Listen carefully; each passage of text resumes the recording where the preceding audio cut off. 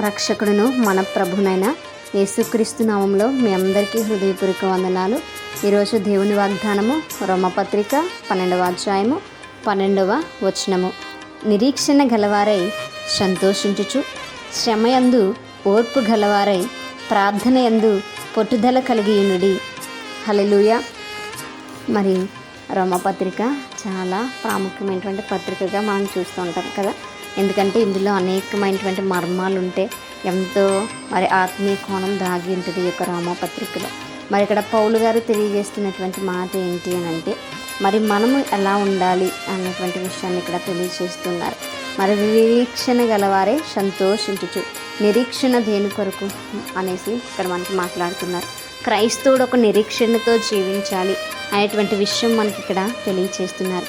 ఏమిటి ఆ నిరీక్షణ అంటే, మరి మన కొరకు ప్రాణం పెట్టినటువంటి దేవుడు మనల్ని మరణము నుంచి లేదా నరకం నుంచి తప్పించి మనకు నిత్య జీవాన్ని అనుగ్రహిస్తాడు అనేటువంటి నిరీక్షణ మనకు ఉండాలి. మరి ఆయన త్వరగా మరలా రాబోతున్నాడు అనేటువంటి నిరీక్షణ మనకు ఉండాలి. ఆ నిరీక్షణతో మనం సంతోషించేటువంటి వారముగా మనం ఉండాలి. నిరీక్షణకి ఆధారము లేనప్పుడు అబ్రహాం గారు నిరీక్షణ కలిగి సంతోషముతో బహుమానం పొందుకున్నారు. మరి ఈరోజు మనం నిరీక్షించడానికి ఒక కారణం ఉంది, నిరీక్షించడానికి ఒక ఆస్కారం ఉంది. ఎందుకంటే మరి మొదటి రాకడలో ఆయన మన కొరకు ప్రాణం పెట్టి ఉన్నారు. మరలా వస్తానని సెలవిచ్చారు, జీవజల నదులు ప్రవహింపజేస్తానని సెలవిచ్చారు. కాబట్టి మనము ఆ నిరీక్షణతో ముందుకు కొనసాగించాలి.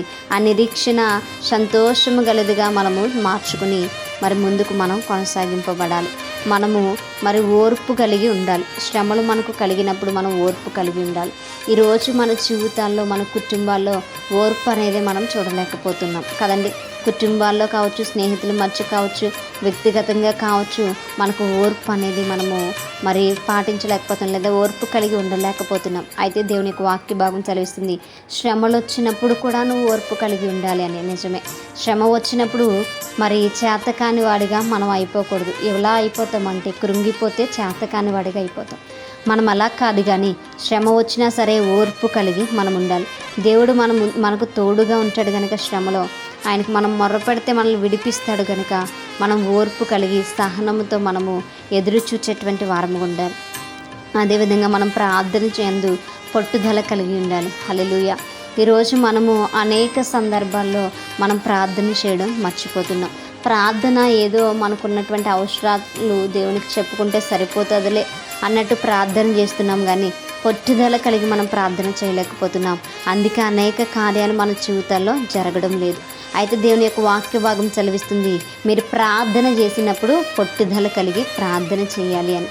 మరి నిజమే, మనం ప్రార్థన చేస్తున్నప్పుడు పట్టుదల మనకు ఉంటుందా? నేను ఏదైతే ప్రార్థనలు అడుగుతున్నానో ఇది నాకు నెరవేర్చబడే వరకు నేను ప్రార్థన చేస్తానన్నటువంటి తీర్మానం ఎప్పుడైనా మనం చేసుకున్నామా? మనం దాన్ని జ్ఞాపకం చేసుకోవాలి. ప్రార్థించడానికి పట్టుదల మనకు ఉండాలి. మనం ఏమాత్రం కూడా మరి అయోగ్యముగానో లేకపోతే ఏదో తలంపుతోనో ప్రార్థించేటువంటి వారముగా ఉండకూడదు. ప్రార్థన అనేటువంటిది మనల్ని దేవునికి దగ్గర చేస్తూ ఉంటుంది. ఎందుకు అనంటే, దేవునితో స్వయంగా మనం మాట్లాడేటువంటి అవకాశం మనకు ప్రార్థన కల్పిస్తూ ఉంది. కాబట్టి మనం ప్రార్థించేటప్పుడు చాలా పట్టుదలగా, ప్రార్థనలో మనం ఏదైతే అడుగుతున్నామో అది చాలా పట్టుదలగా అడిగేటువంటి వారముగా ఉండాలి. ఎందుకంటే అడిగితే మరి ఆయన ఇచ్చేటువంటి దేవుడుగా ఉన్నాడు కనుక మనం మరి ప్రార్థన యందు నిర్లక్ష్యం ఉంచకూడదు. మనము శ్రమలు వచ్చినప్పుడు మనం నిర్లక్ష్యం వహించి కృంగిపోకూడదు. అదేవిధంగా మనము నిరీక్షణ యందు కూడా నిర్లక్ష్యం ఉంచకూడదు. మనం నిరీక్షణలో సంతోషించేటువంటి వారముగా ఉండాలి.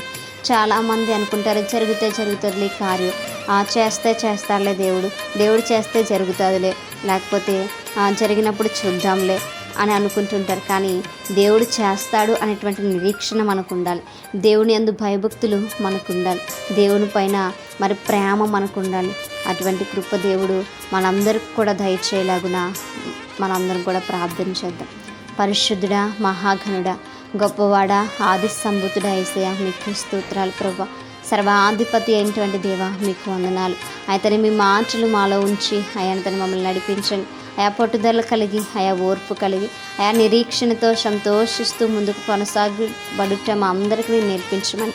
అయితే నాయన నీవే మాలో కార్యం జరిగించమని ప్రార్థన దయచేసి మీ పాద సన్నిధికి చేర్చుకోమని యేసయ్య అతి పరిశుద్ధ నామంలో అతి మిక్కిలి వినయముగా బ్రతిమలాడి వేడుకొని పొందించిన మా ప్రియ పరలోకపు మా కన్న తండ్రి. Praise the Lord everyone. May God bless you all.